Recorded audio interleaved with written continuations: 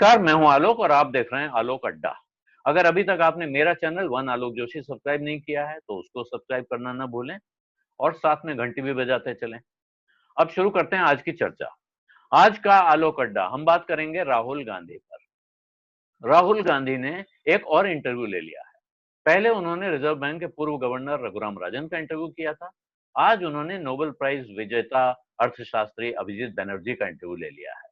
Interview के अंदर क्या बातें हैं उन पर अलग अलग चर्चाएं चल रही हैं, बहुत सारे ट्रेंड्स हो रहे हैं, लेकिन मैं इसमें समझना ये चाहता हूं कि राहुल गांधी एक राजनेता के तौर पे ये इंटरव्यू करके क्या हासिल करना चाहते हैं और क्या उनको ये वास्तव में हासिल हो जाएगा जो वो सोच रहे हैं। इस पे बात करने के लिए तीन मेहमान मेरे साथ मौजूद हैं। अभय दुबे हमारे साथ हैं, CSDS के प्रोफेसर हैं, राजनीति के अच्छे जानकार हैं और बहुत पुराने पत्रकार हैं। यशवंत देशमुख हमारे साथ जुड़े हुए हैं, जिनको आप सब जानते हैं, चुनाव विज्ञानी हैं, सेफोलॉजिस्ट हैं, आजकल दुबई में हैं, वहां से हमारे साथ जुड़े हुए हैं। और सत्यहिंदी.com के फाउंडर और एडिटर आशुतोष हमारे साथ हैं, जो पत्रकारिता राजनीति दोनों में अपना हाथ आजमा चुके हैं। ये भी कहते हैं कि हाथ जला चुके हैं दोनों जगह। अब क्या कर रहे हैं ये हम उनसे पूछते हैं। लेकिन आशुतोष, मैं अब आपसे ही शुरू करता हूँ क्योंकि आप ये बताइए कि राहुल गांधी, जैसे आप पत्रकारिता से राजनीति में गए और उसके बाद आपको वहां मजा नहीं आया कह लीजिए, या मैं हाथ जलाया कह लीजिए, राहुल गांधी क्यों बार बार ये पत्रकारों के डोमेन में हाथ डाल रहे हैं? इससे वो क्या हासिल करेंगे? प्रश्न ये है। वो जो बात कर रहे हैं उससे तत्व क्या हासिल होगा ये अलग बात है, लेकिन एक राजनेता के तौर पर राहुल गांधी को क्या हासिल होगा? देखिए आलोक जी, आपने बड़ा अच्छा सवाल किया है। इस पूरे चीजों को एक कॉन्टेक्स्ट में समझने की कोशिश करनी चाहिए। मुझे लगता है कि राहुल गांधी ने इस देश के अंदर एक अच्छी शुरुआत की है। अच्छी शुरुआत इस लिहाज से क्योंकि देश के अंदर एक ऐसा वातावरण बन गया, एक ऐसा इकोसिस्टम बन गया है जिनमें आर्ट ऑफ कॉन्वर्सेशन पूरी तरीके से खत्म हो चुका है। आप सिर्फ एक विचारधारा के समर्थक हो सकते हैं। अगर आप दूसरे विचारधारा के समर्थक हैं तो आप देश के दुश्मन हैं, आप देशद्रोही हैं और आप आतंकवादी हैं, आप पाकिस्तान परस्त हैं। ये सारी तोहमतें आपके ऊपर लगा दी जाती हैं और ये अच्छे आर्ट ऑफ कॉन्वर्सेशन में ये बातें मानी नहीं जा सकती। ये उस मुल्क के साथ है जहां पे शंकराचार्य को जब अपने अद्वैत को स्थापित करना था तो उनको मंडन मिश्र के पास जाना पड़ा और उन्होंने कहना पड़ा कि मैं आपके साथ शास्त्रार्थ करना चाहता हूं। और जब उन्होंने मंडन मिश्र को अपने शास्त्रार्थ में हटा दिया तो उनकी पत्नी ने उनको चुनौती दी कि मैं आपके साथ शास्त्रार्थ करना चाहती हूँ। तो शास्त्रार्थ के देश के अंदर अगर आर्ट ऑफ कॉन्वर्सेशन खत्म हो जाए तो ये बड़ा संकट का विषय है। बौद्धिक संकट का भी विषय है और सांस्कृतिक संकट का विषय है और सभ्यता जनक संकट का भी विषय है। मेरा कहना यह है कि राहुल गांधी अगर दुनिया के बहुत ही विलक्षण प्रतिभा के लोग रघुरामन राजन और अभिजीत बनर्जी जैसे लोगों के साथ अगर वो बातचीत करते हैं और कोरोना के माध्यम से कुछ समझने का प्रयास करते हैं तो इसका स्वागत करना चाहिए। बहुत सारे लोगों को लगता है कि रघुरामन राजन कौन सी चीज है, लेकिन मैं बता दूं कि 2008 का जो अंतर्राष्ट्रीय मंदी का दौर था, 2005 में सबसे पहले रघुरामन राजन ने उसको प्रेडिक्ट किया था और तब पूरी दुनिया ने उनका मजाक उड़ाया था। लेकिन रघुरामन राजन का जब 2008 में हो गया तो दुनिया ने उनका लोहा माना। मेरा कहना है कि अगर इस देश के अंदर Nobel prize winner Abhijit Banerjee की प्रतिभा का हम इस्तेमाल नहीं कर सकते, अमर्त्य सेन की प्रतिभा का इस्तेमाल नहीं कर सकते और रघुरामन राजन जैसे लोगों की प्रतिभा का इस्तेमाल नहीं कर सकते देश की आर्थिक व्यवस्था को बेहतर करने के लिए, तो देश का दुर्भाग्य है। तो मुझे लगता है कि राहुल गांधी अगर कर रहे हैं तो इसका स्वागत होना चाहिए। बहुत सारे लोगों को आपत्ति हो सकती है लेकिन मैं तो इसका स्वागत करता हूँ। जी ठीक है, आप कह रहे हैं बहुत से लोगों को आपत्ति हो सकती है। वो आपत्ति जिनको जिस वजह से हो रही है वो अलग अलग उसके बिंदु हो सकते हैं। मैं उस पर दरअसल डिबेट अलग से कर सकता हूँ, लंबी डिबेट हो सकती है, लेकिन यहाँ मैं चर्चा ये करना चाह रहा हूँ कि राजनेता के तौर पर राहुल गांधी इस एक्सरसाइज से हासिल क्या करने चाह रहे हैं। और मैं यशवंत के पास चलता हूँ। यशवंत कम्युनिकेशन का काम करते भी रहे हैं और कम्युनिकेशन के ऑब्जर्वर भी हैं। ये आमतौर पर टेलीविजन चैनलों में जब जाते हैं मेहमान की हैसियत से, ये देखते हैं कहाँ क्या चल रहा है, पॉलिटिशियन क्या बात कर रहे हैं, एंकर कैसे व्यवहार कर रहे हैं। आशुतोष ने कहा कन्वर्सेशन का काम खत्म हो गया है, कन्वर्सेशन की संस्कृति एक तरह से खत्म हो रही है। हम नए तरीके के कन्वर्सेशन पिछले दिनों में बहुत देख चुके हैं। हमने अक्षय कुमार को इंटरव्यू करते हुए देखा, हमने प्रसून जोशी को इंटरव्यू करते हुए देखा। हम टेलीविजन चैनलों पर यह संस्कृति लगातार देख रहे हैं जहां एंकर 10 लोगों को बुलाता है और पूरे समय खुद ही बोलता रहता है। ऐसे में क्या कन्वर्सेशन वास्तव में खत्म हो गया है? और अगर वो खत्म हो गया तो क्या राहुल गांधी ये करके उस कन्वर्सेशन की संस्कृति को वापस लाना चाह रहे हैं, या वो अपनी राजनीति को किसी प्रकार एक संजीवनी बूटी देना चाह रहे हैं? देखिए, मैं आलोक जी, मैं पूरी तरह से एक्चुअली मैं सहमत भी हूँ आपकी बात से भी और आशु की बात से भी है। और इसमें दरअसल अगर इसको मुझे समझाना हो तो शायद मैं अपना और आशुतोष का ही एग्जांपल सबसे ज्यादा देना चाहूंगा। 20 साल पहले जब आज तक शुरू हुआ, तब उस समय पहले आज तक के चुनाव में हम और आशुतोष साथ में थे। आशुतोष एंकर थे, मैं सिफोलॉजिस्ट था, बगल में बैठते थे, और एक पत्रकार की हैसियत से हम लोग की दोस्ती एक की बातचीत हमारी अलग, एक पत्रकार के नाते आपस में बातचीत अलग, एक पत्रकार और सिफोलॉजिस्ट के नाते बातचीत अलग। फिर उसके बाद में आशुतोष जब राजनीति में गए तो आशुतोष टेबल के उधर से जो सवाल इधर से बैठ के पूछते थे, हमने नेता की तरह सवाल पूछते थे। क्यों हम लोगों के जो रिश्ते रहे हैं बड़े इंटरेस्टिंग और मित्रता हमारी अपनी जगह पे अलग है, लेकिन कभी भी कन्वर्सेशन हमारा तब भी बंद नहीं, चाहे टेबल के इधर रहे, उधर रहे हो, बगल में बैठे हो या सामने बैठे हो। तो कन्वर्सेशन ये तो हमारे किसी भी लोकतांत्रिक उसका एक हिस्सा ऐसा होना चाहिए, हमेशा ही रहा है, होना भी चाहिए। इसके लिए राहुल गांधी जी को कोई गलत कहे तो मैं उससे हाथ जोड़ूंगा कि नहीं, आप इसमें कुछ गलती इस तरीके से नहीं निकाल सकते।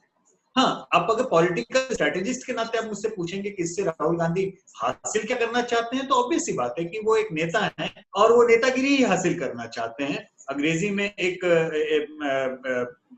टर्म है रिफ्लेक्टेड ग्लोरी का, तो ठीक है, उनको अगर अपने इस तरीके के इंटरव्यू करने से उनको लगता है कि उनकी राजनीतिक ग्रेविटी में इजाफा होगा, तो वो उस तरीके से उसको हासिल करना है। एक जगह मुझे ये जरूर लगता है कि ये मान लेना कि प्रोफेसर बनर्जी से जो नोबेल प्राइज विनर हैं, उनसे केवल राहुल गांधी ही बात कर रहे हैं, क्या हमको पता है कि नरेंद्र मोदी उनसे बात नहीं कर रहा है? मतलब मैं केवल ये जानना चाहता हूं कि जो जिससे बात कर रहा है कर रहा होगा, ये मान लेना कि राहुल जी वहां बात कर रहे हैं या मोदी उनसे बात नहीं कर रहे हैं, ये थोड़ा सा, जैसे मैं राहुल जी को लेके जजमेंटल नहीं हो सकता, उसी तरीके से शायद मैं नरेंद्र मोदी को लेके जजमेंटल उस लिहाज से नहीं हो सकता। प्रधानमंत्री भी अपने तरीके से 10 लोगों से बात करते होंगे, निर्णय लेते होंगे, और ये ठीक है कि उनकी राजनीति की अपनी जो तरीका है उसमें क्रेडिट स्वयं लेने का हो सकता है, एक उनका तरीका है जो लोगों को अखरता है, हो सकता है।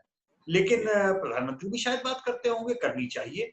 हाँ, लेकिन वो जो अक्षय कुमार वाला इंटरव्यू था, अगर वो हंसी का पात्र है तो ये इंटरव्यू भी बहुत सारे लोगों को हंसी का पात्र लगेगा, उस तरीके से कि क्या हम चाहते हैं उस इंटरव्यू से, हम निकाल के क्या लाना चाहते हैं, हासिल क्या करना चाहते हैं। कन्वर्सेशन सारे होने चाहिए, एज लॉन्ग एज उसमें से कुछ कंटेंट अच्छा ऐसा निकल के आया आलोक जी जिससे देश का कुछ भला हो। अगर भला होता है तो उस कन्वर्सेशन का हमेशा स्वागत होना चाहिए। हाँ, तो जो आपने कहा उस बात को मैं अब आगे बढ़ाता हूँ, अभय जी के पास चलते हैं। अभय दुबे जी, आपने तो क्योंकि देखिए कम्युनिकेशन का काम आपने खूब किया है लंबे समय तक, किताबें भी लिखी, पत्रकारिता भी की, और अभी टेलीविजन पे आप खूब दिखते हैं।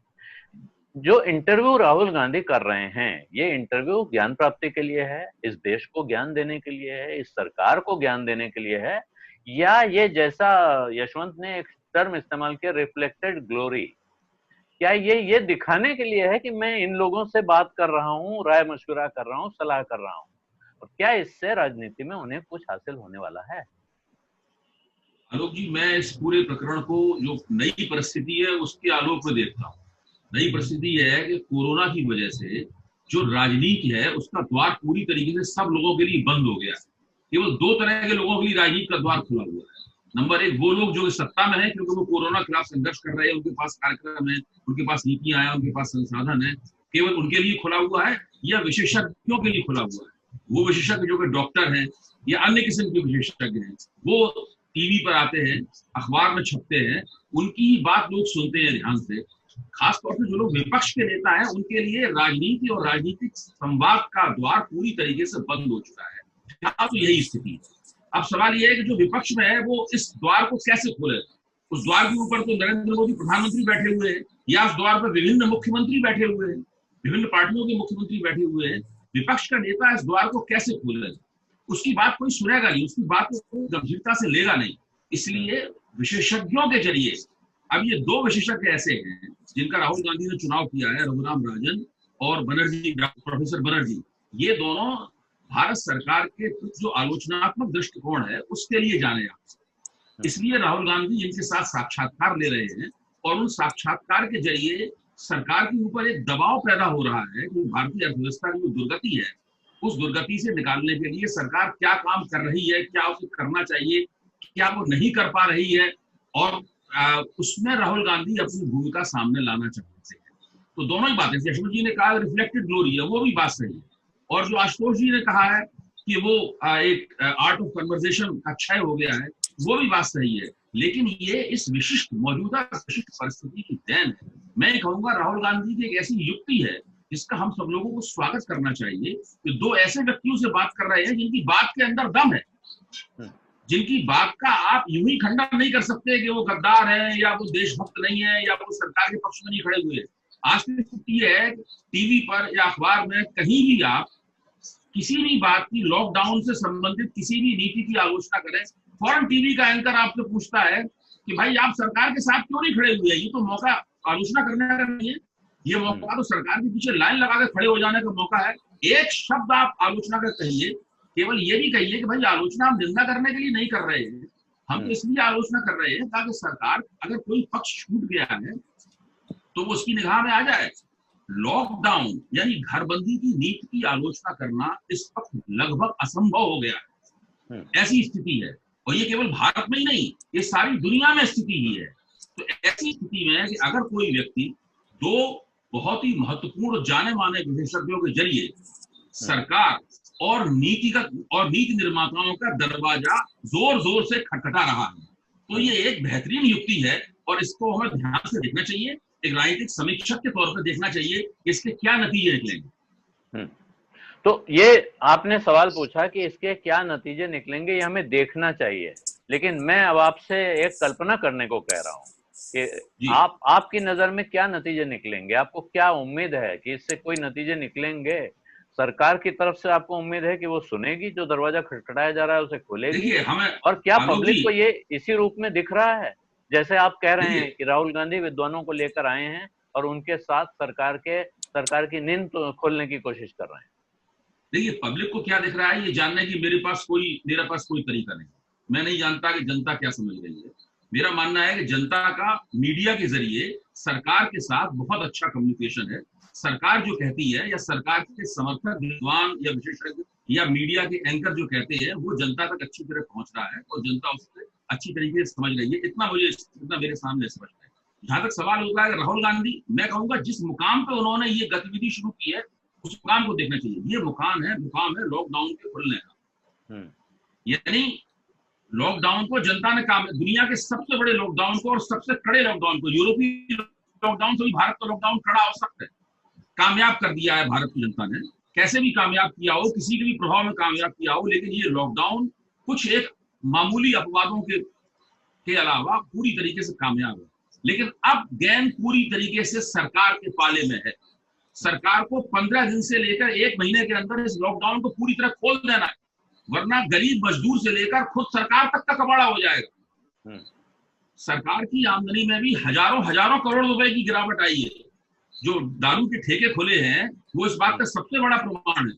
देखिए, इस मुकाम पर सरकार इस लॉकडाउन को खोलने जा रही है जबकि संक्रमितों की संख्या बहुत तेजी के साथ बढ़ रही है, जबकि मौतों की संख्या बहुत तेजी के साथ बढ़ रही है। मुझे पूरा यकीन है और मेरे दोनों साथी और आप मेरी बात से सहमत होंगे, अभी कम से कम जून के मध्य तक ये संख्या बहुत तेजी के साथ बढ़ती रहेगी। यानी इस बढ़ती हुई संख्या के बावजूद सरकार लॉकडाउन खोलने की तरफ जा रही है। इसका मतलब है सरकार की मजबूरी है, उसको लॉकडाउन खोलना ही है। ऐसे मौके पर राहुल गांधी का ये हस्तक्षेप बहुत ही रणनीतिक हस्तक्षेप है। सरकार उन तमाम आवाजों को सुनने के लिए मजबूर है, भले उसे सार्वजनिक रूप से वो स्वीकार करे या ना करे। मैं जो बोलूंगा, यशवंत जी बोलेंगे, आप बोलेंगे, आशुतोष जी बोलेंगे, राहुल गांधी बोलेंगे, प्रोफेसर बनर्जी बोलेंगे या रघुराम राजन बोलेंगे, अमर्त्य सेन बोलेंगे, कोई बोलेंगे, सरकार भले ही स्वीकार न करे लेकिन सरकार इन सारी आवाजों को सुनने के लिए मजबूर है, क्योंकि सरकार के गले में घंटी बनी हुई है। सरकार को लॉकडाउन खोलना है, एक तरफ लॉकडाउन खोलना है क्योंकि अर्थव्यवस्था को उबारना है, जो बहुत मुश्किल काम है। दूसरी तरफ संक्रमितों की संख्या बहुत तेजी के साथ बढ़ने जा रही है, उसी के साथ मौतों की भी संख्या बढ़ने जा रही है। सरकार का जो स्वास्थ्य संबंधी बंदोबस्त है, हम जानते हैं बहुत कमजोर, उसमें थोड़ा बहुत उसने इजाफा पिछले दिनों किया है, लेकिन वो भी बहुत ही लड़खड़ाते हुए किया है। तो ऐसी स्थिति में सरकार अपने आप को कोने में खड़ा हुआ पा रही है, और जो ब्राउनी पॉइंट्स यानी जो लाभ जनता के बीच में, जो लोकप्रियता इस सरकार और नरेंद्र मोदी को लॉकडाउन के दौरान मिली है, अगर लॉकडाउन कामयाबी के साथ नहीं खुला या कुछ बड़ी दुर्घटनाएं हो गई या कुछ बुरी खबर आ गई, तो उस लोकप्रियता की ऊपर ही सवालिया निशान लग सकता है। इसीलिए सरकार हर चीज सुनने के लिए मजबूर है, चाहे वो कोई बोले। ठीक है, आप कह रहे हैं सरकार सब कुछ सुनने के लिए मजबूर है, भले वो दिखाए या न दिखाए, लेकिन वो लोगों की बातें ध्यान से सुन रही है। ऐसा लगा जब अभिजीत बनर्जी भी भारत आए थे तो प्रधानमंत्री से मिले, और उसके बाद उन्होंने उन दोनों की तरफ से जो बयान आए थे उससे ऐसा लगा दोनों के बीच काफी अच्छी बातचीत हुई है, गर्मजोशी के साथ बातचीत हुई है। लेकिन आशुतोष, ये एक सरकार पर दबाव बनाना, विशेषज्ञों को लाना, लेकिन इससे क्या वास्तव में सरकार पर कोई दबाव बन रहा है? और क्या राहुल गांधी की राजनीति, मैं फिर बार बार घूम के वहीं आ रहा हूं क्योंकि राहुल गांधी को करनी है राजनीति, अगर वो राजनीति नहीं कर रहे हैं तो वो जो कुछ कर रहे हैं वो सब निरर्थक है मेरी राय में। आप एक पॉलिटिकल पार्टी के लीडर के पद पे जाने के बाद वहां से रिट्रीट किया है आपने, और अगर आप वहां से पीछे की तरफ बढ़ रहे हैं तो फिर कोई लाभ नहीं है। फिर उनकी पार्टी को कोई नया नेता चुनना चाहिए और उसके साथ ये सारी राजनीति करनी चाहिए। लेकिन अगर वो राजनीति कर रहे हैं, उस राजनीति में इस एक्टिविटी का क्या रणनीतिक महत्व है, क्या जनता की नजर से देखें आप, क्योंकि पत्रकार को वाला हैट लगाइए और वहां से बताइए, वो देखकर अच्छा कर रहे हैं, बहुत बढ़िया कर रहे हैं, कह देना अलग बात है, तारीफ कर देने में कोई बुराई नहीं है, कन्वर्सेशन होना चाहिए, संवाद होने चाहिए। लेकिन स्ट्रैटेजिक जिसको कह रहे हैं, ये स्ट्रैटेजिक मूव है, क्या ये स्ट्रैटेजिक मूव उनके समर्थन में जाएगा, हक में जाएगा, या ये भी बड़ी बुरी तरह बैकफायर कर सकता है, जैसा नरेंद्र मोदी के खिलाफ होने वाला कोई भी मूव पिछले कई वर्षों में बैकफायर करता रहा है? देखिए आलोक जी, पहली बात तो अभय जी की मैं इस राय से बिल्कुल सहमत नहीं हूं कि ये मजबूरी में सुनने के लिए सुना जा रहा है। नरेंद्र मोदी जो इस देश के राजनीतिज्ञ हैं वो कोई चीज मजबूरी में नहीं सुनते हैं, उनका हर मूव पॉलिटिकल होता है। उनको मालूम है कि ये बहुत बड़ा संकट है, क्योंकि बहुत बड़ा संकट है और अगर इसमें नुकसान ज्यादा हो सकता है, इसलिए वो एक ऐसा तंत्र खड़ा कर रहे हैं जिसमें ये लगे कि वो लोगों से संपर्क कर रहे हैं, लोगों से बातचीत कर रहे हैं, कंसल्टेशन कर रहे हैं। लेकिन अगर आप उनकी पॉलिसी फॉर्मुलेशंस को देखेंगे तो बिल्कुल स्पष्ट हो जाएगा। नहीं, लेकिन दुबे जी ने, देखिए माफ कीजिएगा मैं बहुत मुश्किल से बीच में रोकता हूँ, लेकिन जो दुबे जी कह रहे हैं वो ये नहीं कह रहे हैं कि नरेंद्र मोदी सुनने का ये दिखा रहे हैं कि वो सुन रहे हैं, वो कह रहे हैं वो दिखाएं नहीं, हो सकता है वो बिल्कुल न दिखाएं, लेकिन जिस परिस्थिति में वो फंसे हुए हैं वो इस समय मजबूर हैं कि हर आदमी की बात उन्हें सुननी पड़ेगी। वो हो सकता है ये कतई नहीं, मैं इसी में मेरा फर्क है। मैं कह रहा हूं कि मजबूर नहीं है वो, बिल्कुल मजबूर नहीं है। वो अंततः करेंगे वही जो वो चाहते हैं और वही करेंगे जो उनको समझ में आएगा। लेकिन वो एक फसाड जरूर क्रिएट करना चाहते हैं जिसमें वो लोगों से कह सके, अगर कल फेल होते हैं कि देखो मैंने तो सारे राज्यों के मुख्यमंत्रियों के साथ सलाह मशवरा करके ये फैसला किया था, तो आप मुझे अकेले क्यों जिम्मेदार ठहरा रहे। ये उनकी राजनीति का हिस्सा। जहां तक राहुल गांधी का प्रश्न है, राहुल गांधी के बारे में मेरा अपना ये मानना है कि उनको लोग बहुत अंडर इवेल्युएट करते हैं। राहुल गांधी ने जो बातचीत का सिलसिला शुरू किया है वो एक तरीके से उनके प्रतिरोध करने का, रेजिस्टेंस करने का एक सवाल भी है। वो रेजिस्टेंस उनका देश की सरकार के साथ, जो उनके साथ कंसल्टेशन नहीं करती है, उनको कॉन्फिडेंस नहीं लेती है। ये रेजिस्टेंस उनका देश के मीडिया के साथ भी है, जो उनका मजाक उड़ाने में का कोई भी मौका नहीं छोड़ती है। ये रेजिस्टेंस देश के उन तमाम इंटेलेक्चुअल्स के साथ भी है जो राहुल गांधी को हर पल जो है वो खारिज करने की मुद्रा में रहते हैं। ये रेजिस्टेंस राहुल गांधी का अपने स्तर पे बहुत ही सांकेतिक है।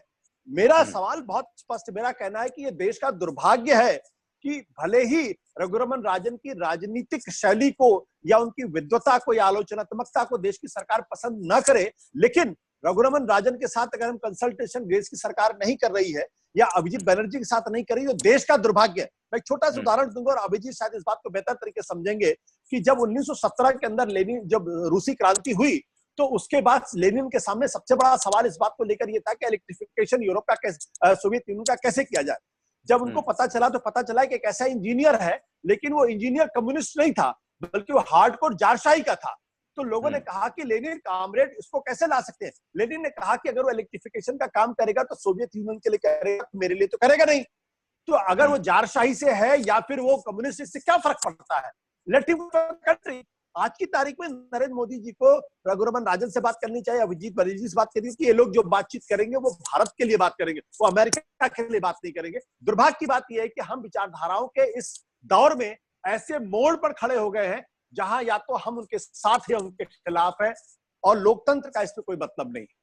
जी, ये आप ठीक कह रहे हैं। एक बात आपने अच्छी कही कि किसी भी तरह से विचार का आदमी हो उसका सहयोग लेना चाहिए, लेकिन क्या ये चीज इसी तरह देखी जा रही? मेरा प्रश्न ये है, और यशवंत अब मैं छोटा छोटा एक जवाब आप लोगों से लेके खत्म करना चाहूंगा, वक्त जा रहा है, लेकिन क्या पब्लिक इसको ऐसे देख रही है कि ये विद्वान लोग हैं और इन विद्वानों की राय सुनी जानी चाहिए? मैंने अनेक लोगों से बात की रघुराम राजन के इंटरव्यू के बाद, मैंने तो एक वीडियो भी बनाया कि राहुल गांधी को रघुराम राजन से इंटरव्यू करने की क्या जरूरत थी। उन लोगों का कहना है ये तो कांग्रेसी इकोनॉमिस्ट है, ये तो मोदी विरोधी है और इसलिए इससे बात की जा रही है। यही बात अभिजीत बनर्जी के बारे में कही जा सकती है। हो सकता है आगे दो और विद्वान ऐसे, अभी मैं नाम बता देता हूँ, अरविंद सुब्रमण्यम पूर्व सलाहकार इसी सरकार के थे, उनके बारे में यही कहा जा सकता है।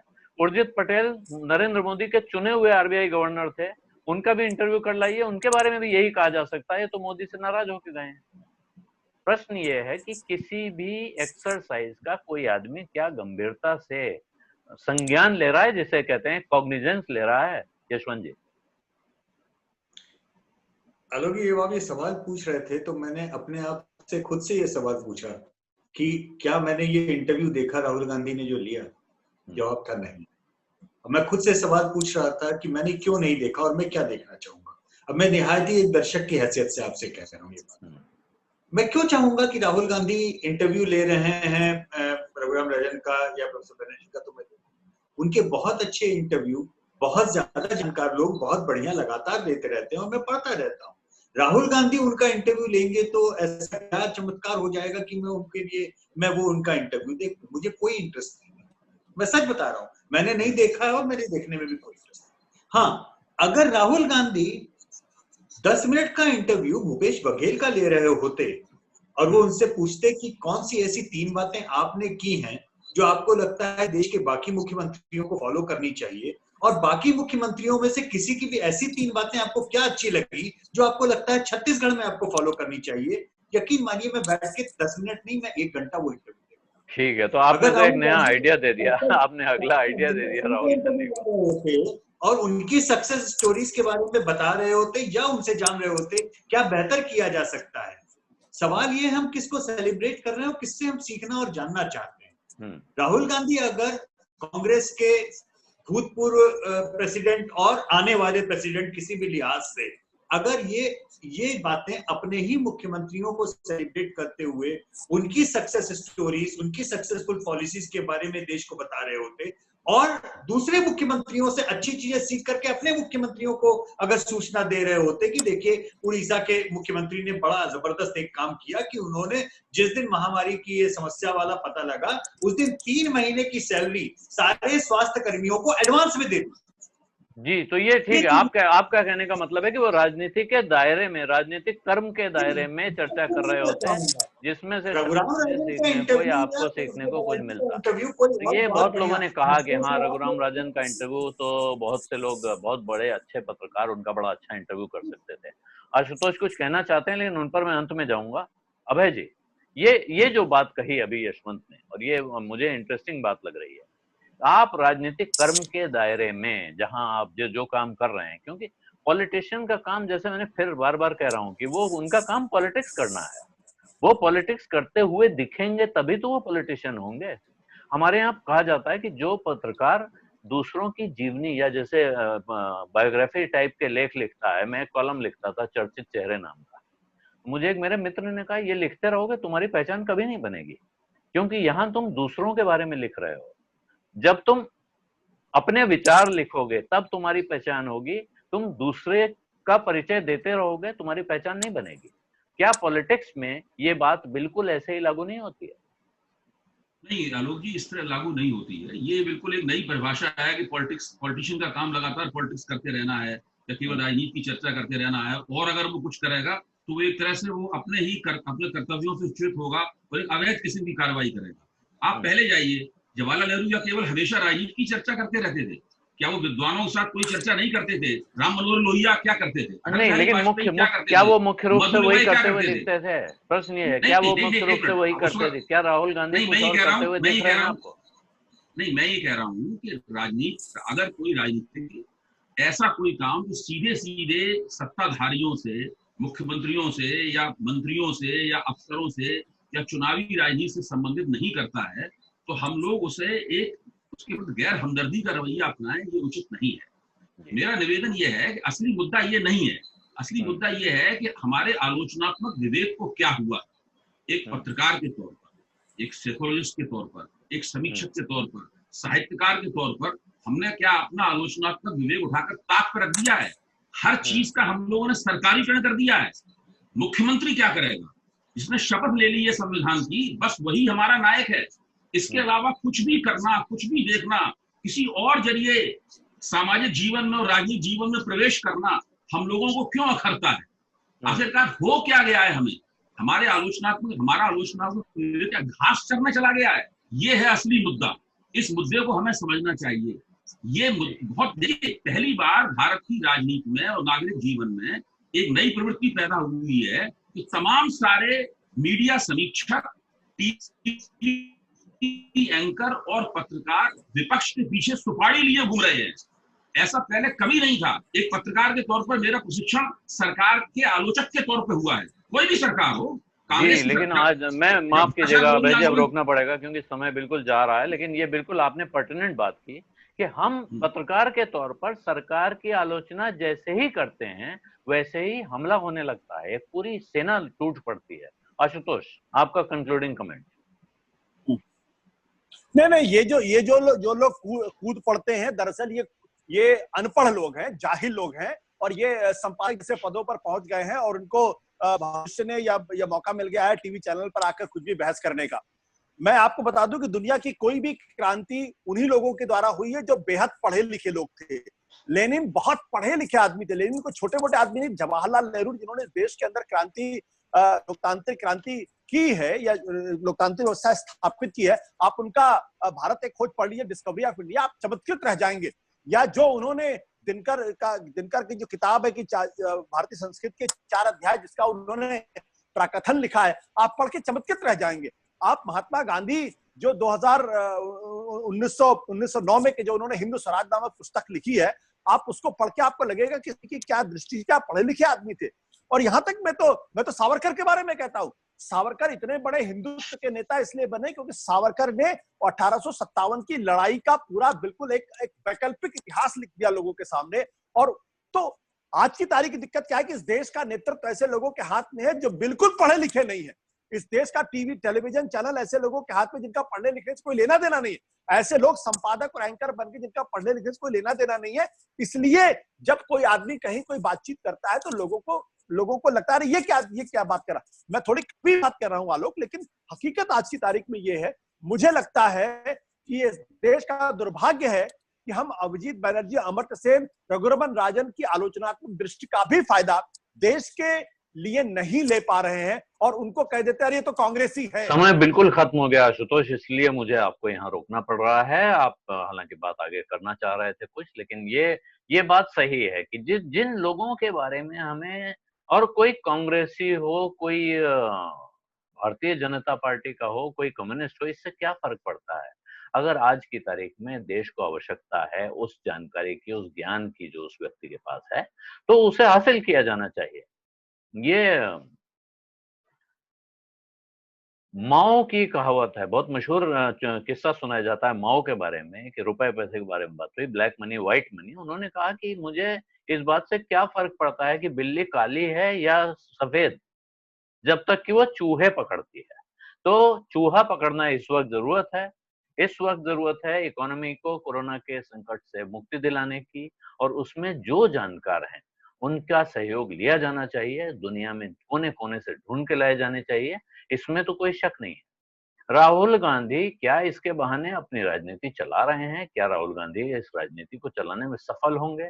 ये एक सवाल है जिसका जवाब अभी हमारे सामने आना बाकी है। लेकिन जैसा अभय दुबे जी ने कहा कि अगर ये स्ट्रैटेजी के तौर पे भी कर रहे हैं कि वो तमाम तरह के विद्वानों को लाकर उनसे बात करके, हो सकता है कल को हम हेल्थ के सेक्टर के किसी विद्वान से उनको ये बात करते देखें, तो इस पर ऐतराज तो नहीं होना चाहिए। इस बात पे सवाल जरूर उठ सकते हैं कि राहुल गांधी इस बहाने हासिल क्या करना चाहते हैं। लेकिन उस नियत पे सवाल अपनी जगह उठाते रहिए।